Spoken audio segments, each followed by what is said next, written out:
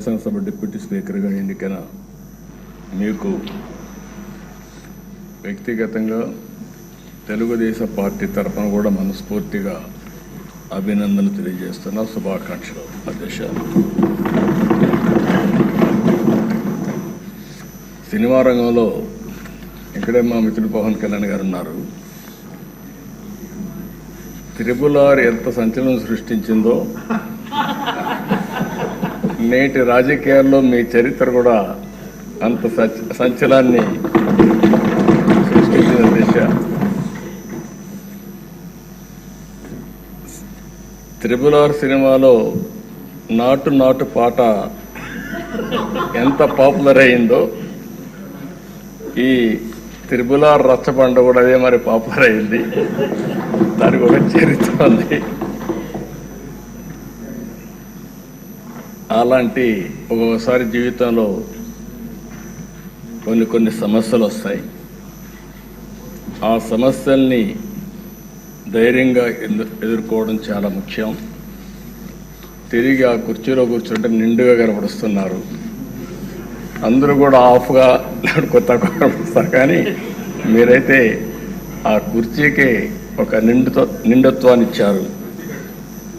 పంచకట్టు కూడా తెలుగు బిడ్డ పంచకట్టుతో వచ్చారు. చాలా సంతోషం. మిమ్మల్ని చూసినప్పుడు, ముఖ్యంగా ఈ కొత్త బాధ్యతలో మిమ్మల్ని చూసినప్పుడు చాలా సంతోషం కలుగుతూ ఉంది. మీరు తప్పకుండా మంచిగా రాణించాలని మనస్ఫూర్తిగా ఆకాంక్షిస్తున్నా. ఇక్కడ ఉండే మెంబర్స్కి అందరికి కూడా ఒకసారి ఆలోచిస్తే వారి ప్రస్తావన కూడా మే 14, 1962 విజయవాడలోని కనుమూరు వెంకట సత్య సూర్యనారాయణరాజు గారు, అన్నపూర్ణమ్మ దంపతులకు జన్మించారు. ఆయన ఒక పారిశ్రామికవేత్తగా, రాజకీయవేత్తగా గుర్తింపు తెచ్చుకున్నారు. రఘురామకృష్ణరాజు గారు విశాఖపట్నంలోని ఆంధ్ర విశ్వవిద్యాలయంలో పోస్ట్ గ్రాడ్యుయేషన్ చేశారు. డిస్టింక్షన్లో పాస్ అయ్యారు. అప్పటి నుంచి కూడా మీరు ఎక్కడ చూసినా ఉత్సాహంగా మెరిట్లోనే ఉన్నారు. ఆయన మొదటి నుంచి మెరిట్ స్టూడెంటు.